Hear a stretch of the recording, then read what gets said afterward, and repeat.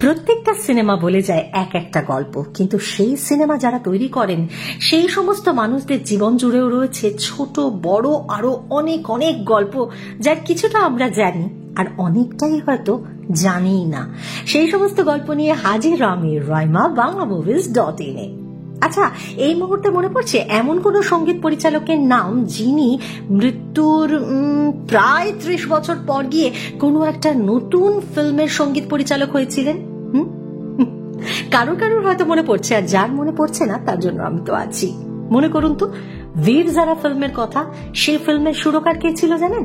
মদন মোহনজি, যিনি মারা গিয়েছিলেন তার থেকে প্রায় 30 বছর আগে। এই ফিল্মের জন্য মদন মোহনজি পুরস্কারও পেয়েছিলেন, কিন্তু দুঃখের বিষয় মানুষটা বেঁচে থাকতে কতটা স্বীকৃতি পেয়েছিলেন, কতটা মূল্য পেয়েছিলেন, তার কম্পোজিশন নিয়ে মুখ খুললে তো সত্যি আমরা কি স্পর্ধা যে তার কম্পোজিশন নিয়ে কথা বলি। কিন্তু এটা সত্যি কথা, মানুষটা বেঁচে থাকতে তার প্রাপ্য স্বীকৃতি পাননি। আজকে বরং তার জীবনের কিছু ছোট ছোট গল্প শুনি। 1924-এর 25শে জুন ইরাকের বাগদাদে মদন মোহন জন্মেছিলেন রায় বাহাদুর পরিবারে। তার বাবা চুনিলাল ছিলেন বোম্বাইয়ের অভিজাত ফিল্ম কোম্পানি বম্বে টকিজ আর ফিল্মিস্তানের অন্যতম অংশীদার। সেই পথ ধরে দেখতে গেলে হয়তো মনে হতেই পারে যে খুব সহজে ঢুকে পড়েছেন তিনি এই ফিল্ম লাইনে, কিন্তু না। পুরোপুরি ব্যবসাদার চুনিলালের শিল্প মানসিকতার কোনো বালাই ছিল না। তিনি ছেলেকে কনভেন্টে পড়িয়েছিলেন আর কখনো চাননি ছেলে এরকম কোনো মিউজিক কিছুর সাথে জড়িয়ে পড়ুক। নিজের ইচ্ছে পূরণ করার জন্য কোনো সম্ভাবনা না দেখে মদন মোহনজি দ্বিতীয় বিশ্বযুদ্ধের সময় সৈন্য দলে নাম লিখিয়ে ফেললেন। সেনা জীবন থেকে ফিরে তিনি যোগ দিলেন লখনৌ রেডিওতে। সেখানে শাস্ত্রীয় সঙ্গীতের দিকপাল সব মানুষজন ছিলেন। ফয়াজ খাঁ, বড়ে গুলাম আলী খাঁ, বেগম আক্তার, তাদের মতো ব্যক্তিত্বের সংস্পর্শে এসে তিনি পরিণত হয়েছিলেন, তার সঙ্গীত বোধ পরিণত হয়েছিল, আর নিজের মনের ইচ্ছেটা ক্রমশ জেগে উঠছিল। ইচ্ছে তো ছিল মিউজিক কম্পোজ করার, কিন্তু সুযোগ এলো গান গাওয়ার। শহীদ ছবির জন্য গান গাইলেন মদন মোহন। আর কিরকম ছিল জানেন? ভাই আর বোনের গান গাওয়ার সিকোয়েন্স। ভাইয়ের ভয়েসে মদন মোহনজি আর বোনের জন্য গাইলেন লতা মঙ্গেশকর। ফিল্মিস্তানের ছবিতে মালিকের ছেলেকে সুযোগটা দিয়েছিলেন সঙ্গীত পরিচালক গুলাম হায়দার। খুবই ভালো সুযোগ, কিন্তু গানটা শেষ পর্যন্ত ছবি থেকে বাদ দেওয়া হলো। তবে একটা কাজ হলো, হঠাৎই রাখি পূর্ণিমার দিন মদন মোহনজি হাজির হলেন লতার বাড়িতে। তার দাবি ছিল, একসঙ্গে ভাই বোনের গান গেয়েছি, এবার আমাকে রাখি পরিয়ে দে।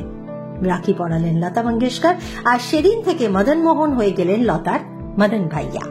1950 সালে সঙ্গীত পরিচালক হিসেবে মদন মোহনজির অভিষেক হলো, কিন্তু এই সময়টা তার কাছে খুব সুবিধের ছিল না।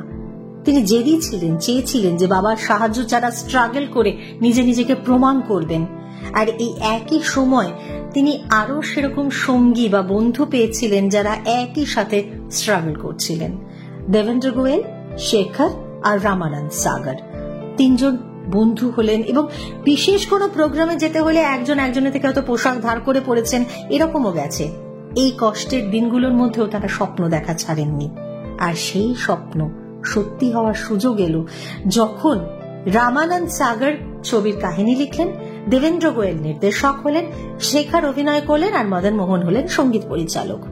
সেই যে বলেছিলাম শহীদ ফিল্মে গান গেয়েছিলেন, সেই সময় রাজা মেহেন্দি আলী খানের সঙ্গে তার যোগাযোগ হয়েছিল, আর তিনি হলেন গীতিকার।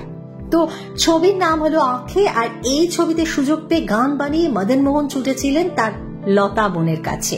কিন্তু লতাজির তখন উত্থানের প্রথম সিঁড়িতে পা। বরসাত মুভি, রাজ কাপুর, শঙ্কর জয়কিশন।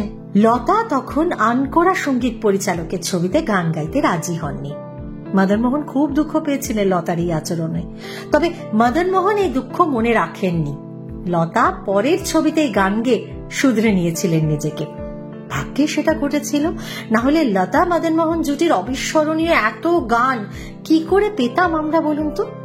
সুযোগ আর সাফল্য কম পেতে পারেন, কিন্তু কখনো বাজার ধরার চেষ্টা করেননি। তার গানের সুরের মধ্যে একটা আভিজাত্য ছিল, অদ্ভুত সব কম্পোজিশন তার। কেন তিনি স্বীকৃতি পাননি এ প্রশ্ন আজও আমরা করতেই পারি।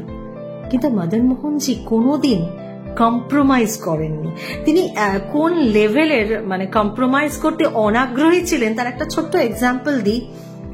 অভিনেতা ওম প্রকাশ ছিলেন জাহানারা ফিল্মের প্রডিউসার। তো তিনি চেয়েছিলেন ওই ফিল্মে ভারত ভূষণের জন্য মোহাম্মদ রফিক প্লেব্যাক করবেন, কিন্তু মোহাম্মদ রফিককে মদন মোহনজি চাননি। তার মনে হয়েছিল ক্যারেক্টারের প্রয়োজনে এখানে সব থেকে সুটেবল হবেন তালাত মাহমুদ। আর এই যে দ্বন্দ্ব, এই দ্বন্দ্বটা মেটাবার জন্য মদন মোহনজি একটা অদ্ভুত উদ্যোগ নিয়েছিলেন। তিনি নিজের খরচে তালাতকে দিয়ে গান রেকর্ড করার পরিকল্পনা করেছিলেন। এই জেদের বশে মদন মোহন সেই সময় প্রায় 50,000 টাকা খরচ করে তালাত মাহমুদকে দিয়ে রেকর্ড করিয়েছিলেন ফির ওয়াহি শাম। আর এই গানের যে সমস্ত মিউজিশিয়ানরা ছিলেন তার মধ্যে একজন ছিলেন হরিপ্রসাদ চৌরাসিয়া। তবে এই গান যে শুনেছে সে মেনে নিয়েছে যে মদন মোহনজির যে সিলেকশন সেটাই ছিল বেস্ট। সুরকার মদন মোহনজির গান ছিল অদ্ভুত রকমের। তার গানের শরীরে সুর মিশে যেত এমন ভাবে যে তার একটা অদ্ভুত আকর্ষণ তৈরি হতো। আর এই যদি সুর গানের শরীরে না মিশত তাহলে ভীষণ রেগে যেতেন তিনি। ভুল সুর, ভুল স্বর লাগানো এগুলো তিনি একদম পছন্দ করতেন না। লতাজির গাওয়া নয়নো মে বদরা ছায় গানটার রেকর্ডিং এর সময় দুজন মিউজিশিয়ান রিহার্সালের পর কয়েকটা টেকে বারবার ভুল স্বর লাগিয়ে ফেলছিলেন। আর তাতে রেগে গিয়ে মদন মোহনজি সেই যে মিউজিশিয়ানদের ঘিরে থাকা কাঁচের পার্টিশন তাতে হাতে ঘুষি মেরে একদম ফাটিয়ে রক্তারক্তি কাণ্ড ঘটিয়ে দিয়েছিলেন। আর কারা ছিলেন তারা জানেন? সেই যে বিখ্যাত মিউজিক ডিরেক্টর পরবর্তীকালের উত্তম সিং, তিনি ছিলেন একজন, আর লক্ষ্মীকান্ত প্যারেলাল জুটির প্যারেলাল ছিলেন একজন। নামী প্রযোজক পরিচালকের সাথে সেভাবে হয়তো কাজ করেননি মদন মোহনজি, কিন্তু তার প্রত্যেকটি কম্পোজিশন আপামর জনসাধারণের মনের মণিকোঠায় থেকে যাবে।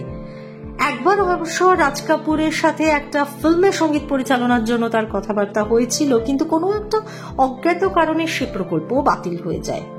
তবে ফুরিয়ে তিনি কখনো যাননি। তিনি কোনোভাবেই ক্লান্তির ছাপ ফেলেননি তার কম্পোজিশনের মধ্যে। মিউজিক ছিল তার কাছে একটা কমিটমেন্ট। ভয়ঙ্কর ভাবে একবার মোটর দুর্ঘটনায় তিনি আহত হয়েছিলেন এবং সেই দুর্ঘটনার পর ব্যান্ডেজ নিয়ে কোনো বাধা না মেনেও তিনি স্টুডিও ফ্লোরে পৌঁছেছিলেন এবং সেখানেও সুর করেছিলেন। বেঁচে থাকতে যেখান থেকে যা যা তার প্রাপ্য ছিল তা পাননি বলেই হয়তো নেশার মধ্যে সান্ত্বনা খুঁজেছিলেন, আর তাই সিরোসিস অফ লিভারেই তিনি মারা গিয়েছিলেন। কিন্তু এই মহান কম্পোজার, তার জীবন কাহিনী, তার কম্পোজিশন আমাদের কাছে অবশ্যই এই প্রজন্মের কাছেও অমর হয়ে থেকে যাবে। ভিডিওটি ভালো লাগলে লাইক, কমেন্ট এবং শেয়ার করুন। আর নিয়মিত আপডেট পেতে বাংলা মুভিজ চ্যানেলটিকে সাবস্ক্রাইব করুন এবং বেল আইকনে গিয়ে ক্লিক করুন।